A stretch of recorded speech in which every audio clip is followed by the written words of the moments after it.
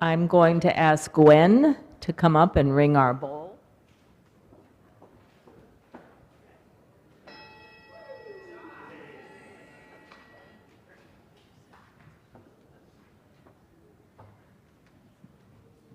Our gathering song is around. It's 188. Come wherever you are. We'll sing it together, and then this side will start the round. You'll follow. We'll sing it 3 times as a round, total of 4 times.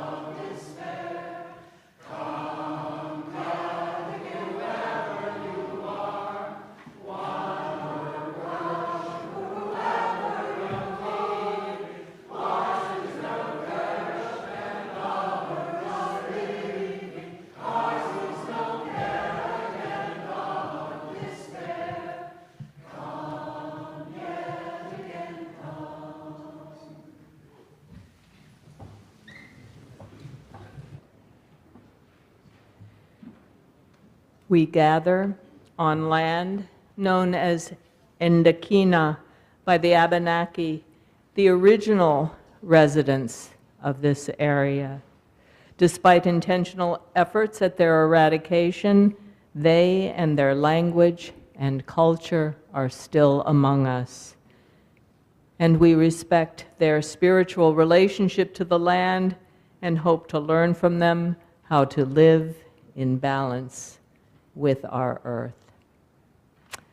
Good morning.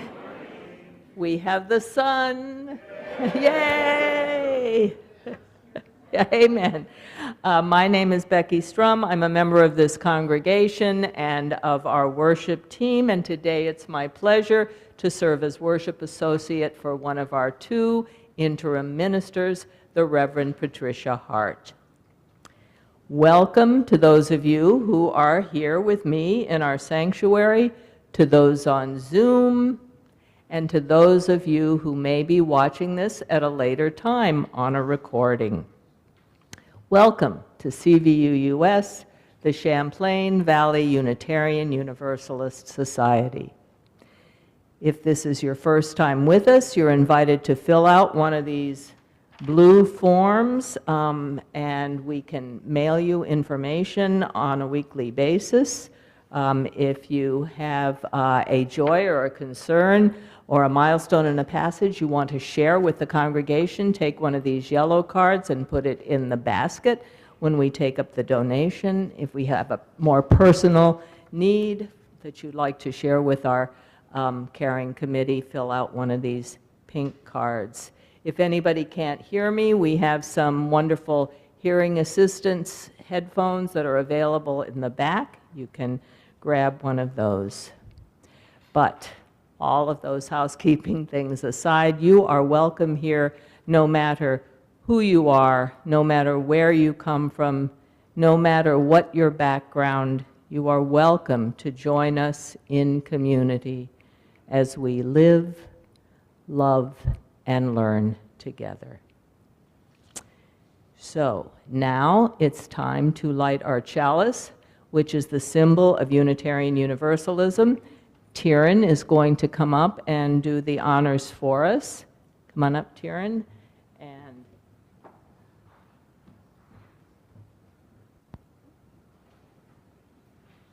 it's good.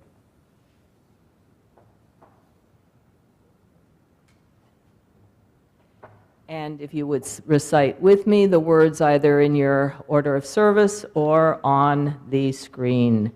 We light this chalice for mothers and mothering, to celebrate those who have taken on the task of nurturing a young one, baby, child, or youth into adulthood, to celebrate those who have nourished the light of and truth and compassion in growing minds and hearts, to celebrate those who have committed time, money, energy to the growth of others in this world. We celebrate this chalice to celebrate and hold dear this flame of love.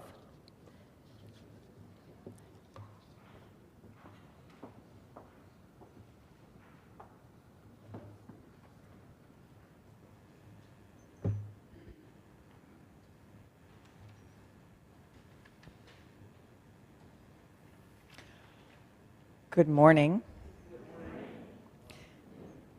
My computer just decided it needed to restart. So the opening words are going to appear any minute now.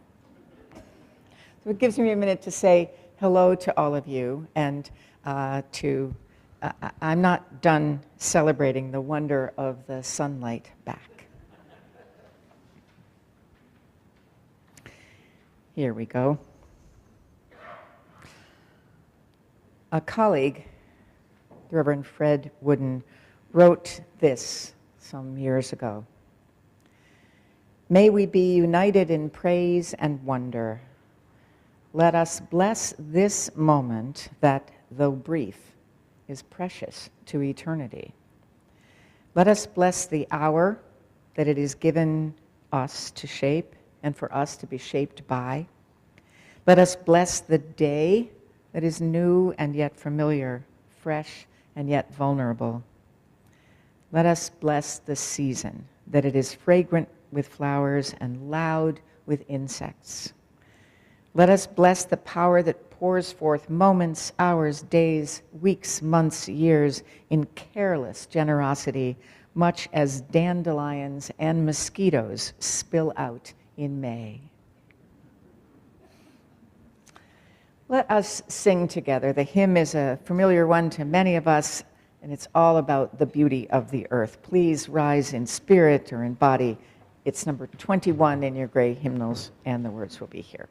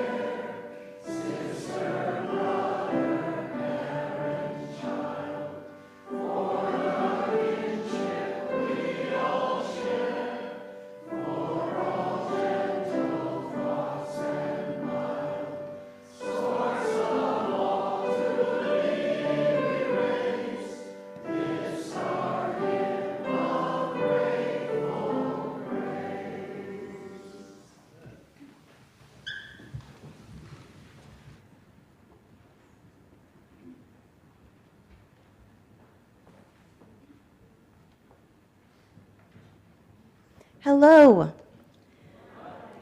I am Julia, your religious exploration coordinator, and I am happy to be here with you today.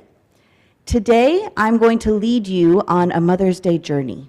But first, let's make sure we're comfortable, okay? So everybody kind of just like shake it out, make sure you're not like holding all the tension somewhere, let it go. Take a deep breath in and out. Okay, are you ready to journey? Okay. I invite you to close your eyes if you feel comfortable, or you can choose a point to focus softly on. I want you to look inside yourself for the part of you that mothers, whatever that means for you. You don't have to have children. Everyone has a mothering part of them. Think about that part of yourself, acknowledge it, and send it love and gratitude.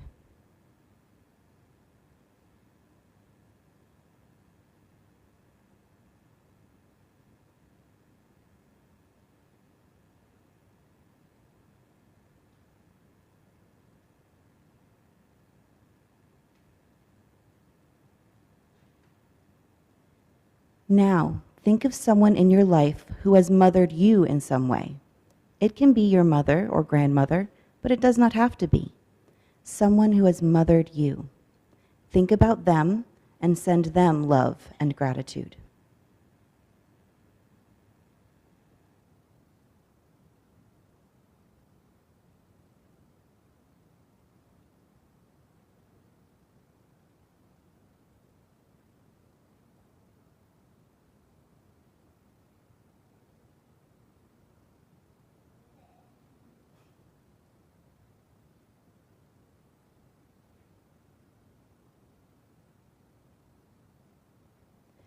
Mother's Day was originally Mother's Peace Day.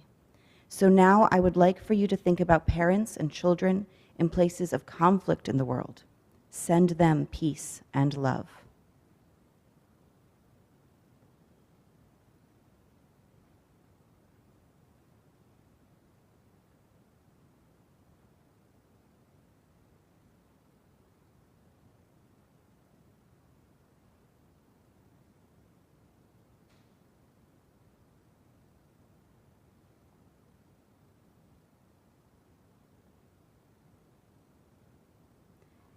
Finally, when I think about mothers, I also think about Mother Earth, the environment on and in which we live, interconnected with the other living beings.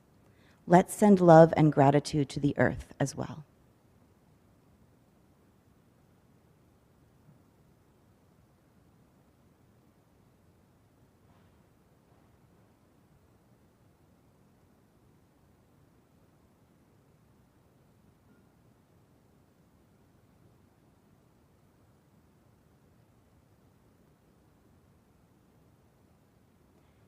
Now I invite you to bring your presence back into this room, to this beautiful Vermont day. Thank you for going on that journey with me. We will now sing the children out.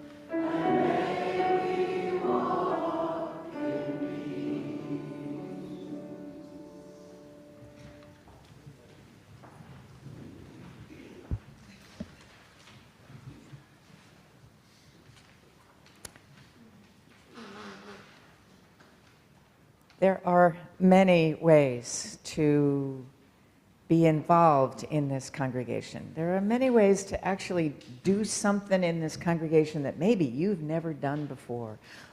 I'm going to do one of those hand-raising things. How many of you have ever in the past worked on a rhubarb festival here? Oh, jeepers. Okay. All right. So, fair time. How many of you have not ever worked on a rhubarb festival? Oh, that's a lot of you too. That's excellent. So, is it possible for new people to get involved in the rhubarb festival if they've not done it before? Apparently it is.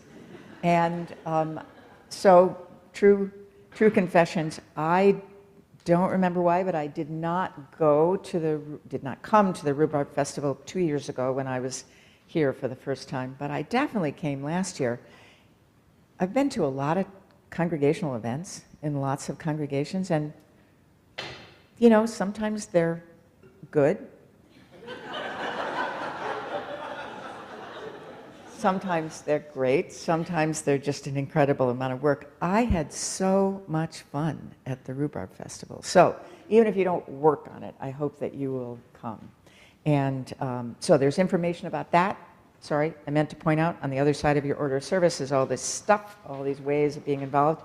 And I hope that you do find a way to be involved in the Rhubarb Festival, partially because I'm pretty sure this is the only congregation in the universe that has a rhubarb festival. Am I right about that? Johanna, is that right? Did you started a thing and it hasn't stopped yet, the rhubarb festival, and it is the only one in the galaxy? Yeah, okay, that's good. That's great. Thanks for all the people who are working on it too. There are several other things that you can get involved with or do. There is a Death Cafe online with Reverend Christina this Wednesday. The information's here and the link is in the blast and in the online calendar. I'm sure she'll start that up again in the fall, but if you'd like to come, it's just an open conversation about death, which is actually a pretty fascinating thing to do with other people. There's a social justice workshop this Saturday, right here on Saturday morning. You do not already have to be involved in social justice or part of the social justice ministry. You can come, and I hope that you will. Yes, lots of other things. Please do plan, if you are going to be here at the service next Sunday, May 18th, please do plan to stay for a little bit after the service. You'll have time to go down and get coffee and tea to fortify yourself, and then come back up for a conversation which is going to be about a lot of important things, including some initial information about the ministerial search process. So plan to stay to that. It is the habit and the tradition of this congregation, as most congregations, to pause in the middle of the worship service that we do together to remember that the congregation exists because people support it, because people think it matters. Nobody else decides whether this congregation lives or dies or what it does. It is the people who are here. So we take up an offering to help support the congregation and to put our principles and values into practice by sharing what you give with an organization in the community that is doing work that is essential to our values as well. And the beneficiary this month for the shared donation is Red Loaf Mountain Zen community and Gather in particular, which is their open to anyone community living room, which has made an enormous difference in lots of people's lives. They're moving the building, but it is still very much a part of their ministry to make sure that Gather is going strong. Your contributions today and every time make Gather possible too. So thank you for your generosity. This morning's offering will now be gratefully received.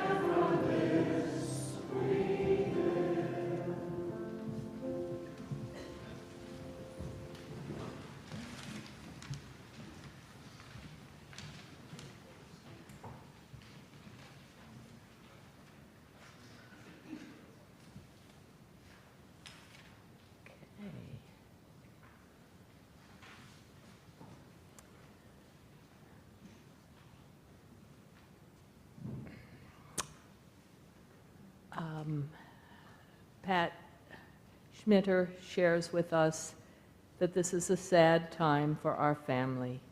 We are mourning with my sister Diane from Modesto, California, whose 55-year-old son, Saul, died unexpectedly last week.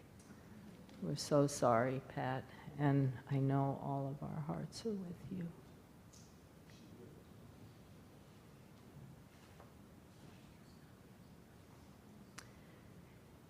Lynn Ballman, via Zoom, says, "Blessed be and kudos to the Honorable William Sessions for his humanity and for justice, so well deserved."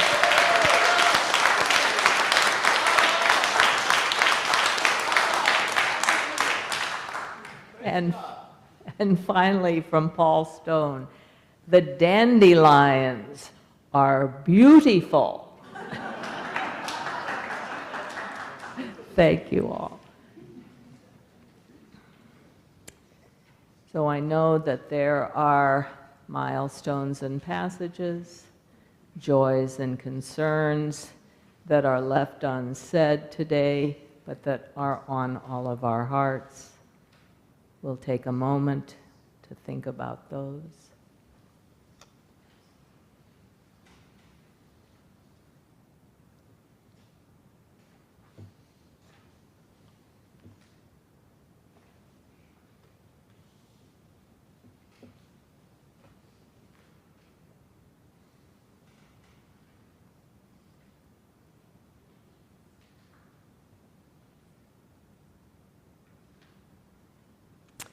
So last week, I was in Los Angeles visiting my new grandson, 7-month-old Nico, and his parents, my son Alec and daughter-in-law Maria.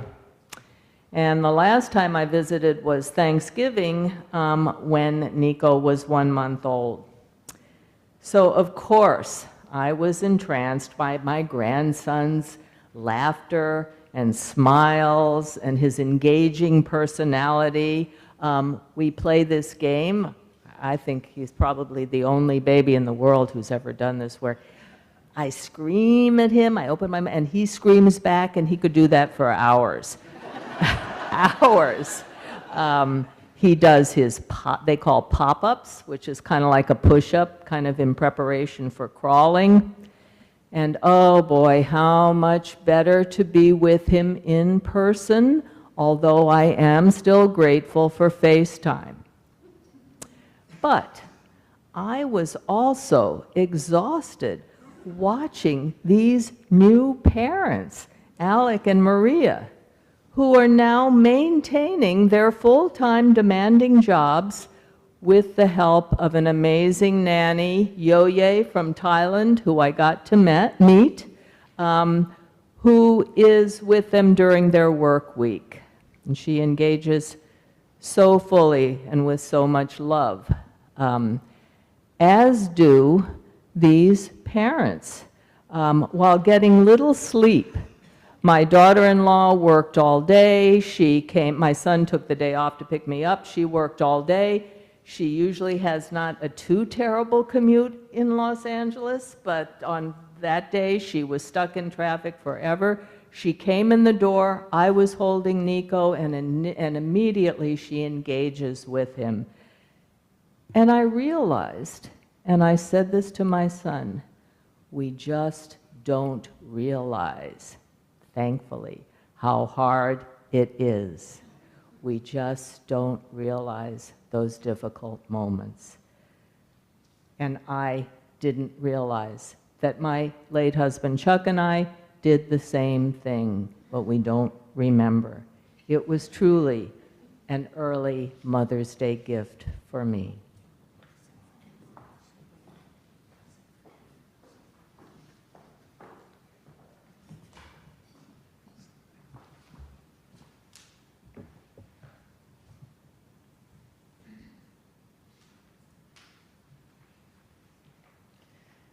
So, happy Mother's Day.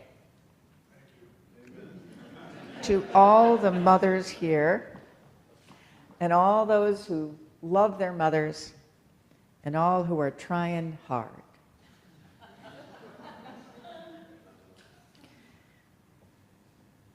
Mother's Day ought to be a simple, straightforward holiday. It is not. I learned early in my ministry that Mother's Day is one Sunday that many ministers prefer to skip.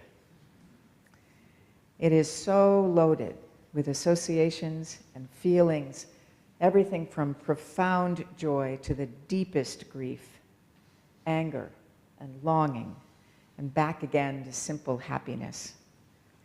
It is, I gotta tell you, easier to preach about politics, frankly, or sex, or even money, than it is to preach about mothers. One of my earliest understandings about being a parent came from an observation that was spoken by a friend many years ago. My former husband and I were visiting these friends that we had known in college when life was simpler and we all felt competent. They, like us, had recently become parents for the first time. During our visit, babies in tow, my friend announced that she had figured out one distinctive feature about having a child, which is, she said, the apparently limitless number of opportunities for parents to fail. And to try again, another way, another day, and most likely to fail again. Eventually, the child will fall asleep, and sometime after she wakes up, there will be another bedtime, another chance in which the parents can try to help the child settle, or to eat, or to use the potty without a lengthy battle. I think I still get twinges when I think about potty training my children, but I try not to think about it. And all of those opportunities, we know, going in, have a limited possibility of success, at least the way we imagine it. So let me be clear, my friend was not talking about a failure to love or to care for her child. She wasn't even really being pessimistic. She had just begun to realize how much the work of caring for another person, even a very small one, was different from any other job she'd ever had. It's focused almost entirely on the process and not the outcome. The challenge of parenthood, of caregiving, this difficult gift, is to constantly find new ways to care effectively, creatively, lovingly, to fail and to try again. Talking about all of these things, which we did at that long ago visit, we all felt wise, I think. None of us had any idea back then just how various and wonderful and challenging would be our opportunities to try and try again to get it right in the years to come.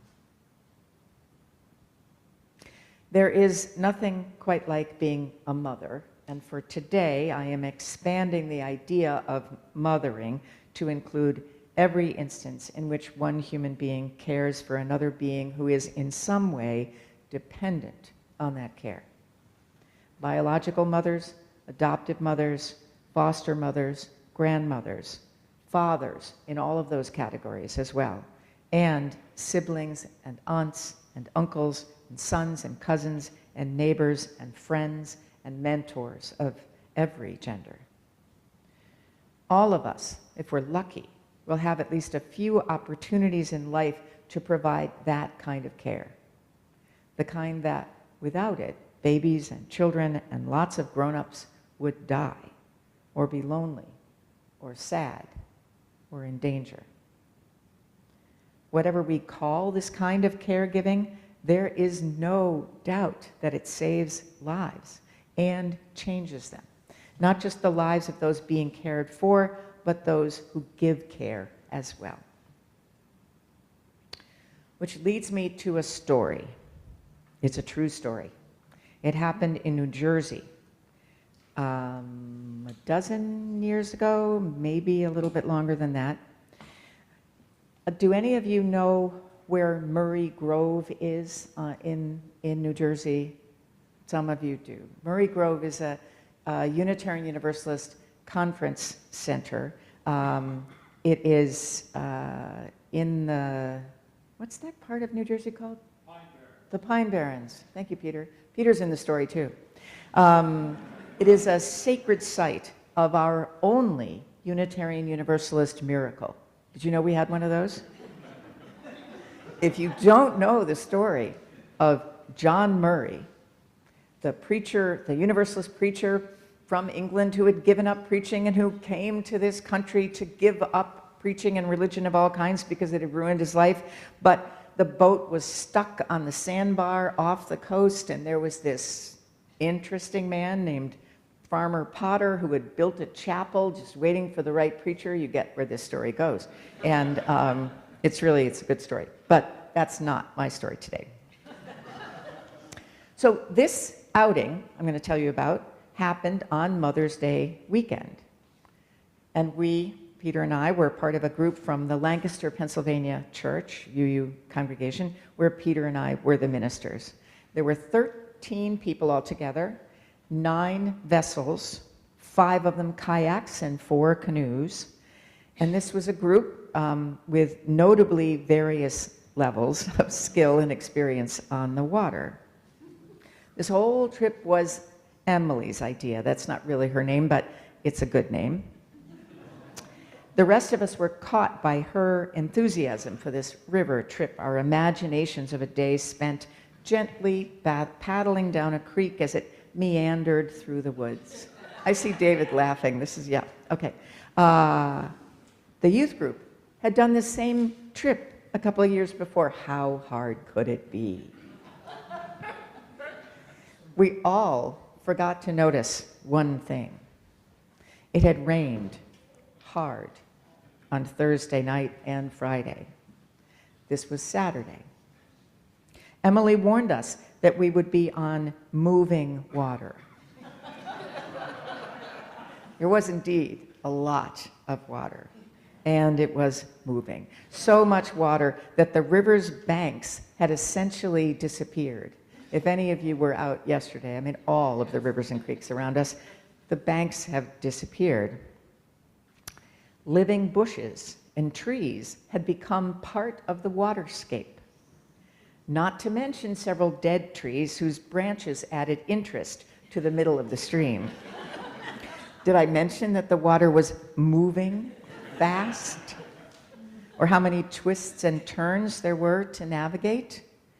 Or how hard it is in fast-moving water to keep from getting slammed in among all those bushes and branches and trees. 2 people piloting the same canoe have to work together without eye contact or supervision or much communication, except bellowed comments like, "What are you doing?" or "Paddle hard." When all is as it should be, the whole thing is a sermon in cooperation and grace. Other times, it's not so pretty. If you happen to be watching as 2 people end their lunches and their cameras fall out of their canoe, the looks on their faces are quite memorable. That's what I thought the first time it happened that day, and especially the second time. The 3rd, 4th, and 5th times, I didn't really have a good view. I need to say, inserting here, Peter and I actually did not capsize that day. However, I don't know why. But the abiding image that remains with me from the whole adventure was Emily, the really competent person in water and in leading groups. She was shuttling around in and among us in her 1-person kayak, calling out encouragement and instructions, rescuing a paddle as it floated away, not to mention the fact that she said at one point, "We really need to have a break, we've got to have a snack," and so at our break, we all got out of our watercraft, and she ran a tutorial on collaborative paddling. It also was a useful break in order to find dry clothing for the several people who had had a dunking even by then. I especially remember Emily directing the rescues. There were 5 of them. There were 5 of them. It is easy to capsize a canoe.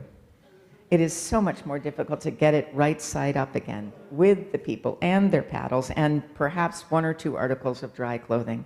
Most of us couldn't help much other than by staying out of the way, or maybe offering a towel or a fleece vest when we could, or providing light entertainment. I do remember an extended period where we all tried to remember the words to the Gilligan's Island song.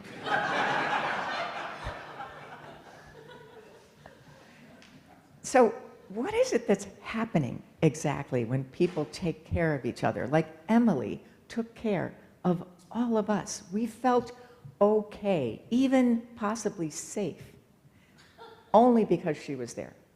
Seriously. And perhaps we ought to have quit, but you know, your cars are a long way, so Emily made all the difference. So what is it that's going on when people take care of each other?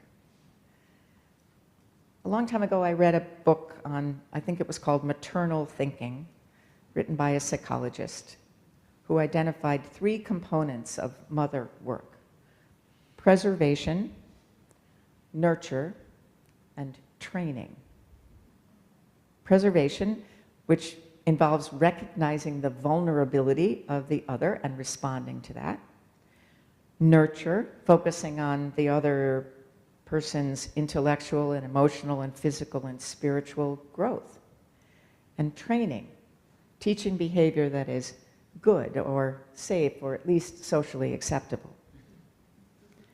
So the whole thing is guided, all of this, by values drawn from that caregiver's own experience. Preservation, nurture, training. And another scholar of parenting and of divorce adds a 4th essential task, which is love. Love is a verb, because love is required for self-formation and because we learn how to love others by being loved.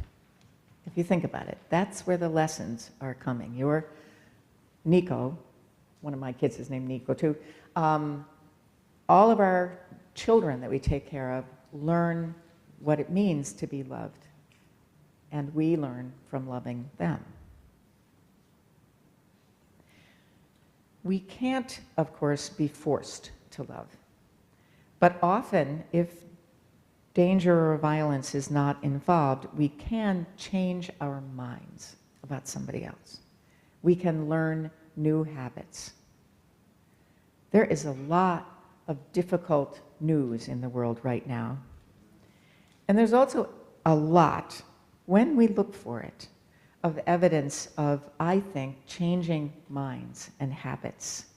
Just the simple kindness that is so abundant sometimes and powerful. Can you just pause for a second and think about whether you may be observed, not in yourself, but in somebody else, just an act of kindness that was in the last day or week?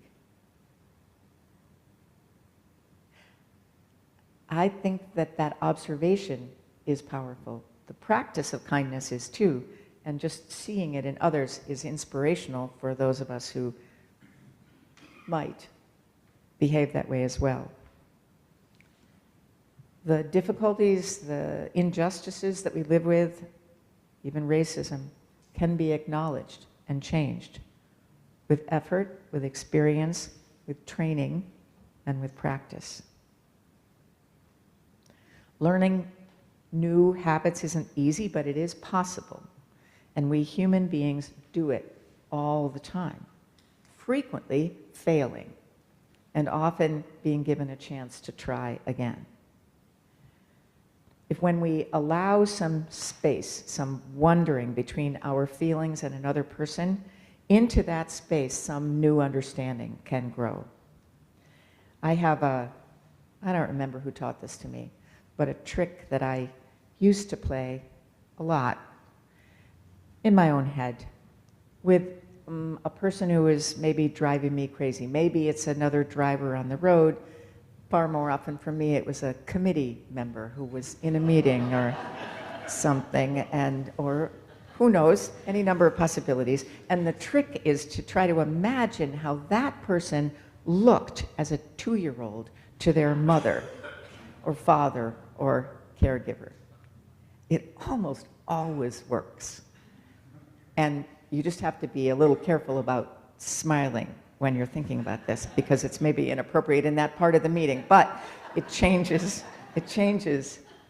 sometimes permanently the way I thought about some people.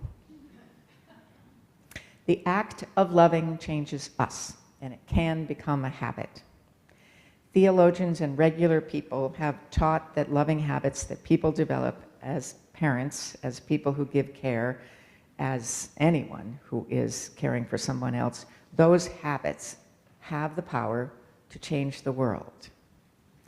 Because, as we know, love is one of the few things strong enough to impact pride and fear and violence to which we human beings are also so very prone.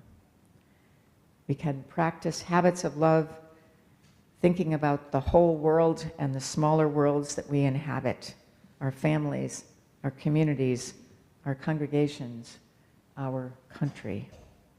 Love makes the difference. So may it be. So may it blessed be.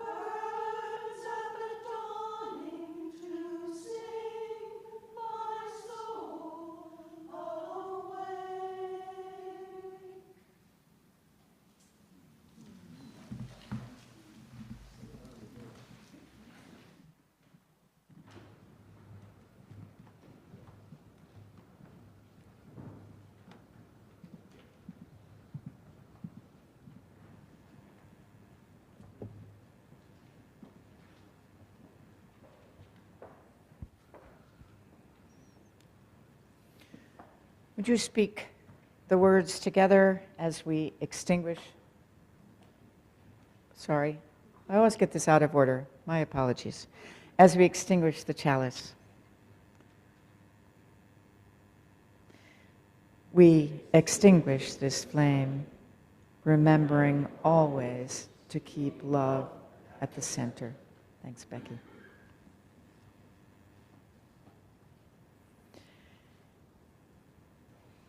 So let us begin. Let us go forth from this time and place in the strength of our joy and the power of our hope, and begin our lives again today. We can do no more and no less. Let our prayer be heard in the name of all that is holy and in all the holy names. Amen, and blessed be. See you at social hour, but not before the postlude.